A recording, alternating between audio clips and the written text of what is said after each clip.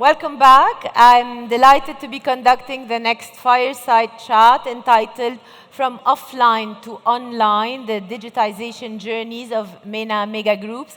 And for that, I'd like to call to stage my guest, Mr. Mohammed Murad, Group MD and CEO of MENA Group. Mohammed.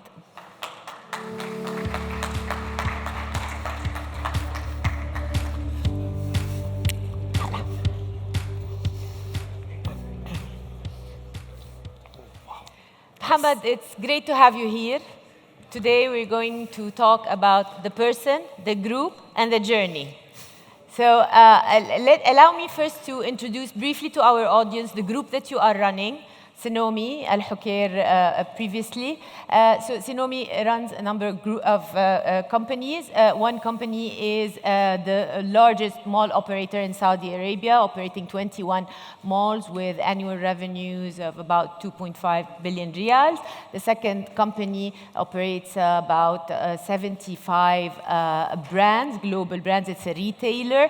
It operates them on the franchise format. And it generates revenues of about 6 billion riyals annually.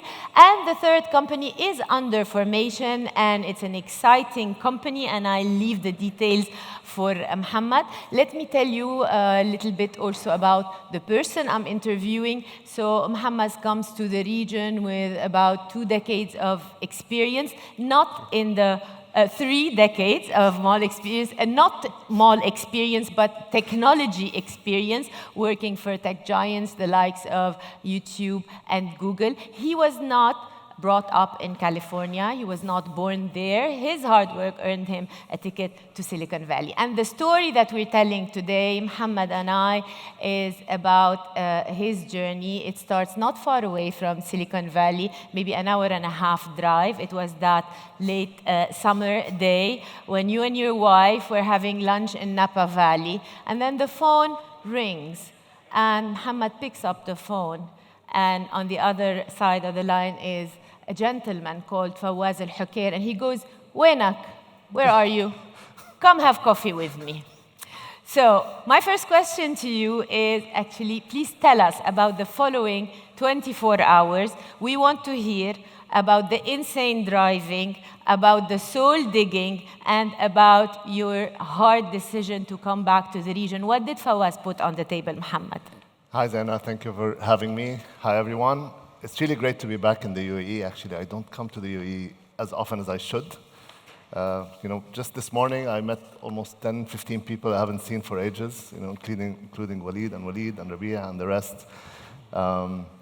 So back to our story, our Napa Valley story. So I moved to the US in 2016 after spending some time with Google here in the Middle East. And I spent about 5.5 years with Google in the Middle East, and I got bored at the end. And I thought, okay, so if you're in tech, it's good to go to Silicon Valley and really experience tech where the heart of tech is. And I think that was one of the best decisions of my life. It didn't look very obvious at the time, and we can talk about this later. So I didn't grow up in the US, so back to Napa Valley. So I was having lunch, I remember, with my wife. The good news is I like driving, so that's good. Good. So I live with my family in Palo Alto. We drove to Napa. It's about 2 hours drive. And we're having lunch on the weekend. I got that call from Fawaz, and he told me, "Where are you?" I told him I'm in Napa. He said, "I'm in LA. Why don't you come for coffee?" I said, "Okay." I was prompted, so it wasn't a cold call. I was prompted that he's going to call me. Okay. So then I told my wife, "I'm really sorry, we're not spending the weekend in Napa. I'll drive you back, I'll drop you in Palo Alto, and then I'll drive to LA." So it was almost a 7 to 8 hour drive. Went, checked into the hotel. The meeting was the next day, and it was supposed to be a 1-hour meeting at 5 p.m. Okay?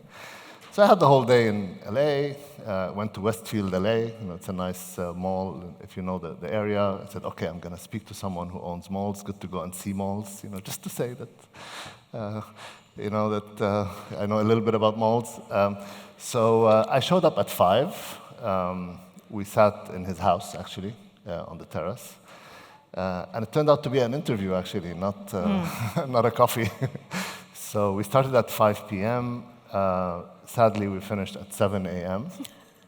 So it was the longest interview that I've had in my life. That's the soul digging by part. By a huge margin. But also, probably I've never heard anything like this. One interview, 14 hours. But it was really, jokes aside, I think the reason why it was a 14-hour discussion is because it's not about, whether this person can do the job or whether, this person is someone I can trust or any of that.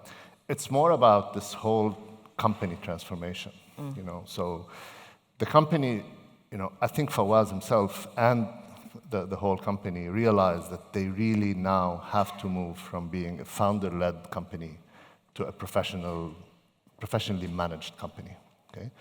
So that's one factor, okay? The other factor is that also realize that you need to transition from being a traditional retail, physical retail company to become at least omni-channel, let alone being a leader in e-commerce if you want to succeed in the future, okay? And I think Fawaz has his, very smart guy, and he knew very clearly that what got us here won't take us there, okay? And I think he wanted to just make sure that to quote him, said, I want to hand the key to my kingdom to someone else, so I want to really know this person, okay? So it took him 14 hours to know me, sadly, and the good news is that I had a Zoom call at 8 a.m., and that's how I got out of that meeting, because at 7 a.m. I told him, Sheikh, I really have to go, because I have to take a shower and look fresh for a really important meeting at 8. So that was my savior on Monday morning at 8 a.m. So otherwise, I think, I don't regret it for sure. Mohammed, fast forward to Yeah. January 1, 2022, you stepped into your office for the first time in Riyadh. What was the mood like in the company? Let me just spend a minute on something actually very important as well, and that's related to what you're asking. I was lucky to experience two transformations that are very similar to what we're doing right now. Okay, so I saw when Larry Page handed over to Sundar Pichai. I was at Google. Okay, and I also saw when Apurva Mehta handed over to Fiji Simo. Who at Instacart, okay? And it was clearly, the move from the passion of the founder and the sort of unstructured way of, growing things that is needed to be a founder and to get to where you get, to a point where this model doesn't work anymore, okay? And I saw that, especially I saw it while I was in the US as well. I saw the force that comes when the professional management comes. Everything changes, everything, okay? And what happens is that some people like it, some people don't like it, some people like it but cannot adapt, some people like it and want to adapt, and all of that, and just within a year or two, the whole company changes, okay? So back to your question. So when I walked into the office, first of all, it was a really nice office, so it was a sigh of relief. It's a really, really nice office. Actually, it's probably the nicest office I've ever had in my life, and despite working at Google. So it's a really nice office. So it's great, it's a good office. But the mood there was, yes, yet another CEO, walking and, but the only difference is that this guy has no clue about shopping malls and retail. So I don't know. So obviously there was a lot of anxiety in the team. We were also, remember, we were going out of COVID. Yes. And retail was going through war, after, it's like finishing a boxing match. So imagine you're finishing a boxing match, and then a new CEO comes with all the energy, from the US to say, yeah, let's go. And what? We just finished. So let's run a marathon at sprint speed, And so it was really tough. It was really, really tough. And I think having to do this transition and get the right people to believe the mission, the new mission, and so on was tough. But also we hired a lot of people. I've hired 200 people since I joined. And I think we've managed to hire really fantastic people. Was not easy. And maybe when we talk about tech Yeah. a little bit, I'll share with you how that was, how impossible that was. Tell me a little bit about the rebranding, the logic behind it. Yeah, so the rebranding, first of all, we had too many brands. So the way we're structured, we're a group company that is private. And then we have multiple companies. Two of them are public. Not only are they public, but they're also related. Because our retail business is the largest tenant for our malls business. And the malls business is the largest landlord for our retail business. And they talk to each other, but they have to be serving the interest of the minority shareholders. So they're actually, running on a very fine line of like, do I serve my shareholder who's like in the building, or do I serve the shareholder that I'm not talking to? And it did create a lot of, tension. But that's a separate topic. I'll come to that. But really the main point is that we had too many companies. Our malls business was called Arabian Centers. Our retail business was called Fawaz Al Hokair Fashion Retail and Company. But we didn't only do fashion. We did fashion, we did electronics, we did food and beverage, we did everything. One of the brands was 30 years old, the other brand was 20 years old. And then we had other investments. We invested in Voga Closet, I think you probably know them, and a few other areas. And building one brand is so hard, let alone building 5, 6, 7, 8, 10 brands. Okay, so I think from a sort of efficiency and effectiveness, it was important to just focus on one brand, try to build it, make it one of the best brands. Okay, so that's one. Two, definitely the culture change. If you really want to transition from being a founder-led company to a professional management company, it helps when the name of the person is not on it. Okay, and that was, to be honest, also to be fair to Sheikh Fawaz himself, he wanted that, because he is fully endorsing that new transition. And the third thing, which is my most important reason, to be honest, is that our brand names were not future-proof, were not tech-centric. Imagine an app for our retail business called Fawaz Al Hokair and Sons, etc. It's like you can't even fit it on the app. Okay, how do you do that? Okay. Also, on that point, you want to make sure that you're customer-centric. So if you look at our customer base, we target Saudi women, mostly, age 18 to 35. I think the brand Sinomi resonates with them way, way more than Arabian Centers. Of course, Arabian Centers has this depth and so on, but that's not what our target customer wants. And we're a consumer company. We're the largest consumer integrated player in the market. We need to have a consumer brand. So that's the reason. It was not easy. I think I wanted a name that has a meaning, that is available on all the .coms in the world. That also, I know that there are more brands. I can't remember the number, but there's thousands times more brands than words in the dictionary. So it's really hard to get a word, that's available. So we came up with a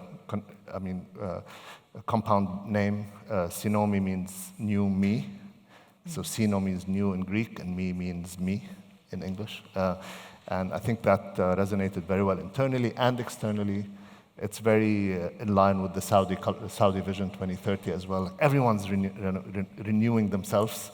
We're renewing the culture, we're renewing the company, we're renewing everything. So that's the story of it. Mohammed, before we talk about the third company, which is the major tech company that you're establishing, tell me a little bit about how you've reorganized things in the two main companies, whether the retail or the mall, and integrating technology into the business and changing the old and traditional ways of doing things.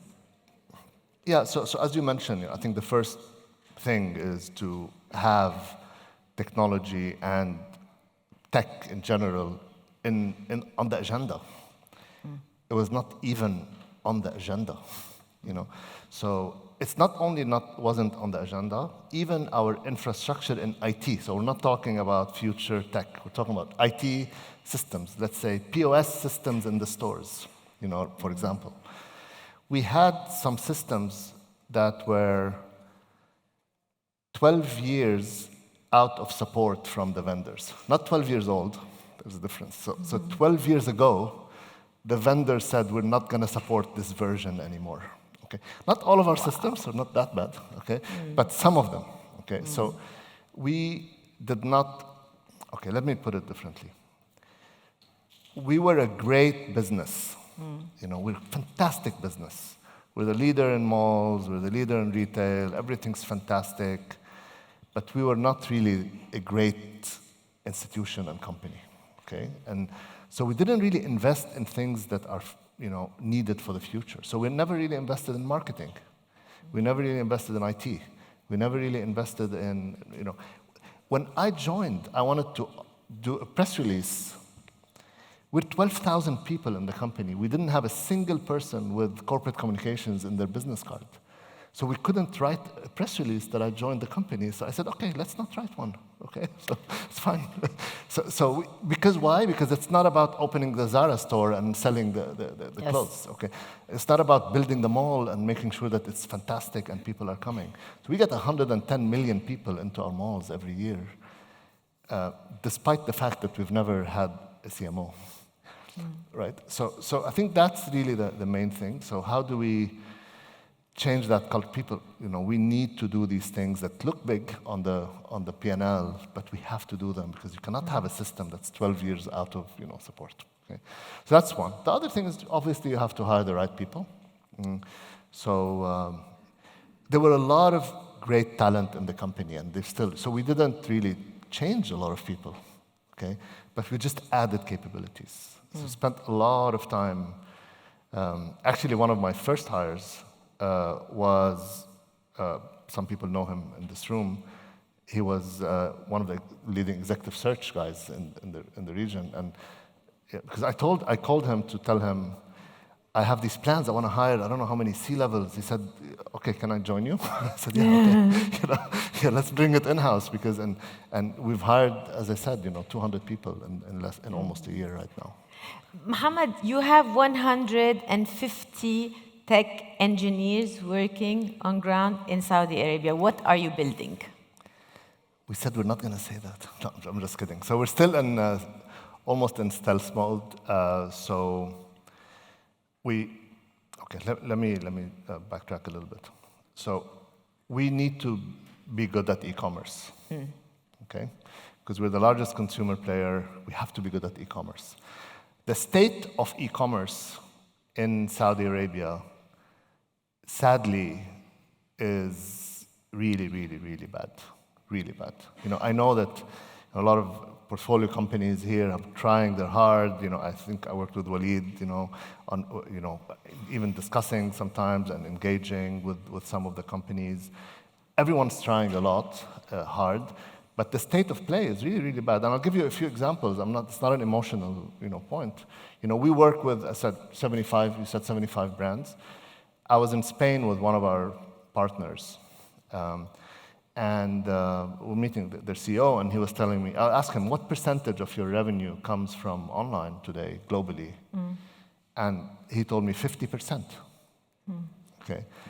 And I told him, but the same brand in Saudi Arabia that we run, that is very successful in Saudi Arabia, is at 7%. Okay. The market overall is what I think almost 10% now, depends on what you ask. While, again, it's like for like, the same brand, the same everything, the same products. So why? Because of everything. It's really not one thing. And I'll give another example. I came from Instacart, where really we're delivering in like 30 minutes, 1 hour, and 1 hour to be fair, because you still have to go to the store and pick 50 items. Here, the average lead time for our fashion brands today is 8 days. 8 days.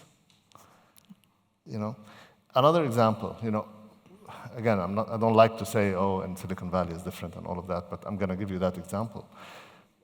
So we have an area in our house in Palo Alto where, like, I called it the landing station for Amazon, because I don't think there's a day that passes, that there isn't at least one or two packages from Amazon every day.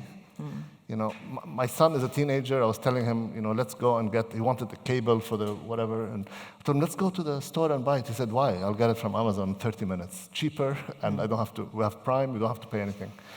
So everything, so you're buying everything online. So moving from 2 to 3 orders a day, I moved to Saudi Arabia January 1st last year. I think I made 1 Amazon order only.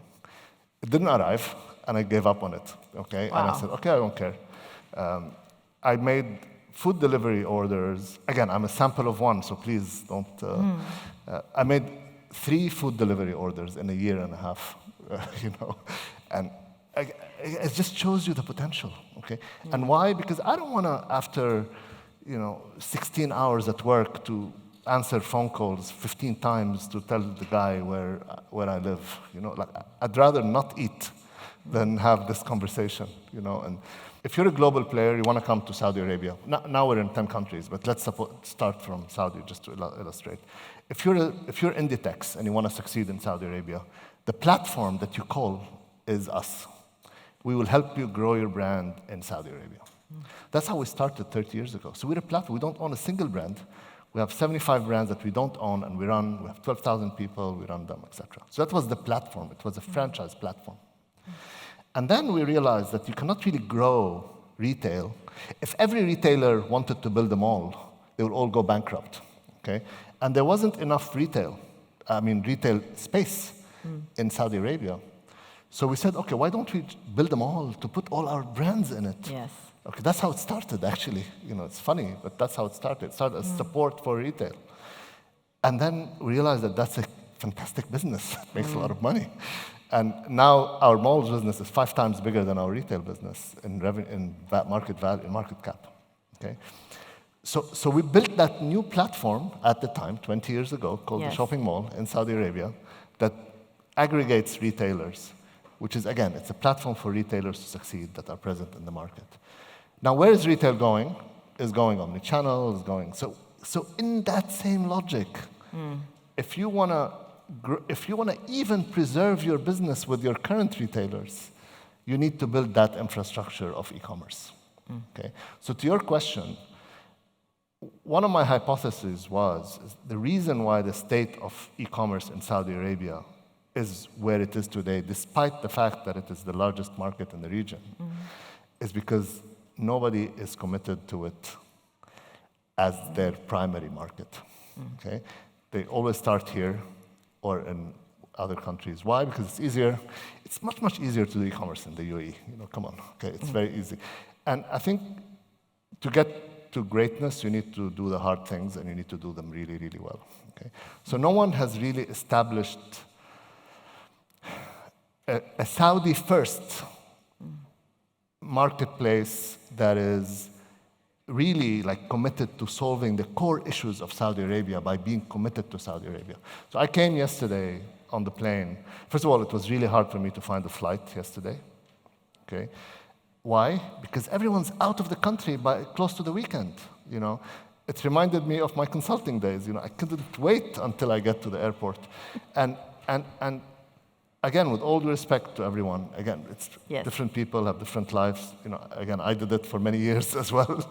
But I don't think people are going to crack e-commerce in Saudi Arabia by coming 3-4 days a week and not being, can't wait to get back to Dubai and party or whatever. Okay, so I think that's really the core. So we hired the CEO for that company on February 1st, actually, last year.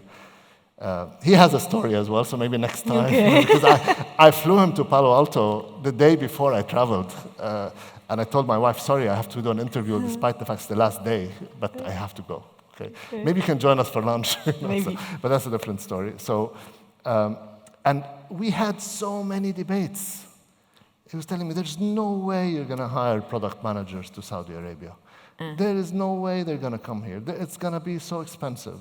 Let's do a tech hub in here and there and this and that and Berlin. And we mapped the whole world, actually. We did like an algorithm, AI, quote unquote, to like say, okay, where do we want to put our people? And the answer was Saudi Arabia. And I said, okay, even if we have to overpay, even if we have to do things that you don't usually do in a startup, let's get the critical mass of people in Saudi Arabia. So it was, if you look at the curve of hiring, he was hired number 1 in February. Between February and July, like trickle 1, 2, 3, and then by October, November, like 50 people, 30 people, etc. And now we're almost we're 150 actually in total. Not all engineers, but we're keeping, I learned this at Google, if you want to have the tech culture, you need to have more than 50% engineers. Okay. So we're sticking to that 50% engineers, and we're hiring people from everywhere. So we have people, our chief product officer just joined last week. That was the hardest one, by the way. He was at Amazon in Seattle, then with eBay, and so on. So we're hiring people from all the tech companies, people from Farfetch, we have people from Alibaba in Asia, people who've worked, really it's, I think, 40 nationalities right now. From all over, a lot of women as well, which is very interesting. I have to admit something, the Russia war helped us a little bit. So early last year, we hired a lot of people from Russia, but it helped us build that critical mass that, good talent attract talent. And what are you building? We're building the number 1. It's all in my head, so that's why sorry, I have to believe it to make it happen. So we're building the number 1 retailer-centric marketplace in the region. It's going to be all verticals. It's going to be fully omni-channel, and it's going to be treating retailers the way they need to be treated, because usually marketplaces, they dilute the brand. Because they have to optimize for click and conversions and so on. And that's why you end up in this problem where, if you're on Amazon, Nike doesn't want to be on Amazon, or I don't know, LV doesn't want to be on Amazon. Yeah. But at the same time, if every retailer has to build the best-in-class fulfillment centers and drivers, and it just doesn't work. It's the shopping mall. Okay, it's similar to the shopping mall model. The shopping mall did not become a department store. They didn't tell people, give me all your products, and I'm going to put them under my brand. They told them, okay, I'll give you space. You come, you preserve your value. So that's what we're going to do. But it's also, we don't want to build an online shopping mall because that's boring and that really doesn't work. So we're going to build something, and I think we've almost nailed it now. So it's finding that right balance between making the most picky brands be happy to be on your platform, but at the same time, optimize for conversion and get users and so on. So we're going to build that infrastructure, so fulfillment centers, driver, we're going to do everything. And we're not going to try to compete with Amazon, for example, because I think it's hard to do that. So that's also our niche, that's how we want to do it. We're going to start with fashion, because that's where our DNA is. But we're also going to expand to all categories. Is this a project in the billions of? It's not a project. It's really not a project. It's our future. It's going to be bigger than both our companies combined by a big margin. What are you calling it? We called it Sinomi because, again, I've seen what worked and what didn't work in this region, and you call it something else, then it becomes a project. It's not a project. It's us.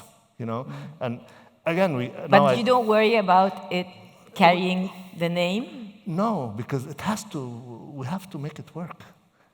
There's no other option. Actually, that was a deliberate decision. Because when you put your name on it, then you have to make it work. If you don't put your name on it, Walmart did not say, okay, I'm going to do Walmart.com, I'm going to call it something else. They said, okay, it's going to call Walmart.com, we need to make it work. Right?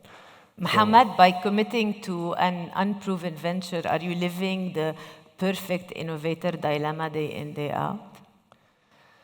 So, look, I spent a lot of time watching Clayton Christensen. He died, actually. He's the guy who wrote the book on Innovator's Dilemma. He has a lot of good books. If you like to read, if you don't like to read his book. There's only one book, read his books, especially also the latest books that he wrote right before he died. It happened over and over and over and over. Companies that become very big, and they're managed by their shareholders, and they need to preserve EBITDA because it's a multiple of EBITDA and all of that. Yeah. It just, they just fail. As simple as that. And I follow a lot of examples. I think Disney is a good example where, I think when they launched Disney Plus, I personally went and invested. I said, okay, I'm betting on them. And then when they launched it, I actually pulled out my investment because I said, okay, they're doing it as a project. Okay, it's not really core. Now they're doing okay, but it's not the next Netflix, right? Yeah. So you really wanna, if you wanna win, you win. If you don't wanna win, if you don't wanna do it, it's fine. And I learned this at Instacart. We had 600, 700 retailers on our platform, all the grocery players. Some of them said, you know what? I'm not gonna even bother. I'm gonna use Instacart. Just be our tech arm. Okay? And some of them said, you know what? I'm going to build it, like Walmart. I'm still going to be on you, but I'm still also going to build it because I cannot, it's so core to me, I can't really give it to somebody else. Okay? So we need to make it work, It will work, inshallah. I have time for a question or two from the audience if anybody is interested in asking a question to Muhammad. Walid?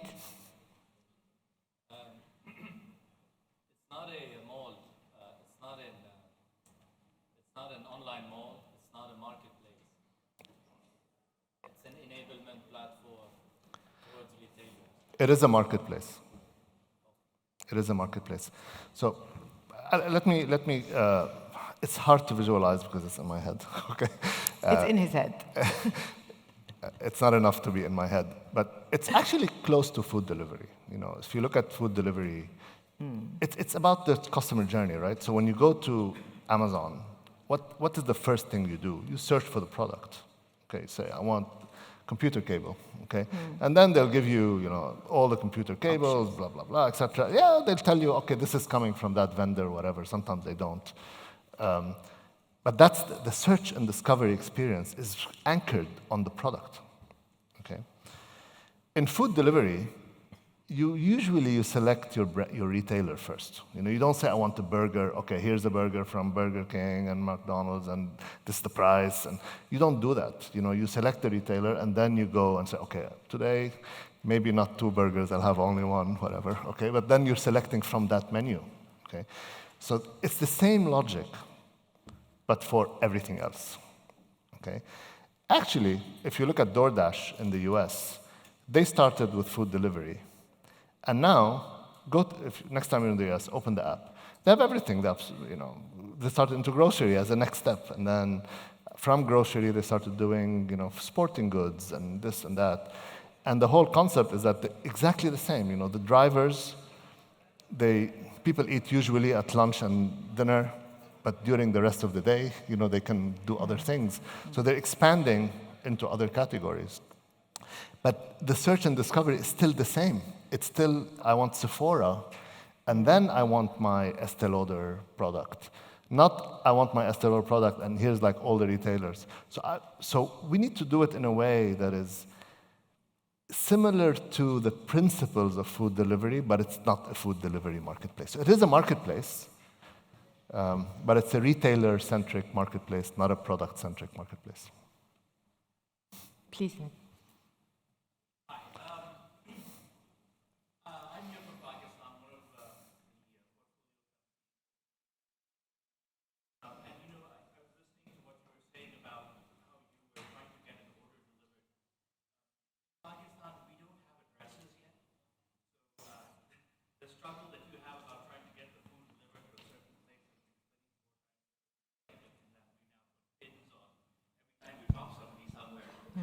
That gets an address in our system.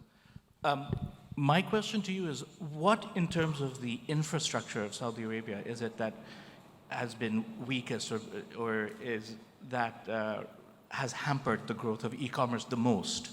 And how can that be addressed? Yeah, great question. I think, I've been hearing about this no addresses here in the Middle East since when? Like 20 years, and I also happen to work at Google, and there's a product called Google Maps, and it's really great, and you don't really need addresses, okay? It's fine, okay? I think the infrastructure is not there, and I think the culture is not there. One of the things that we're debating, with the fulfillment team that we have, do we call them drivers?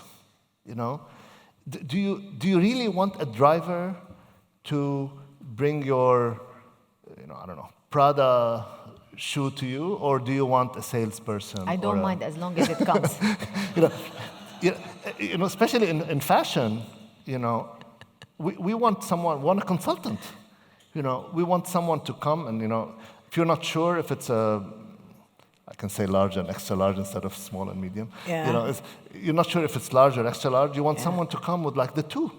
Try them, at home and return the one that is not your size. So it's really about, first of all, culture, and how are you incentivizing these drivers? If you're incentivizing them to do it as fast as possible and go to the next, sorry, I don't know, we're out of time, but I can give another example with Instacart.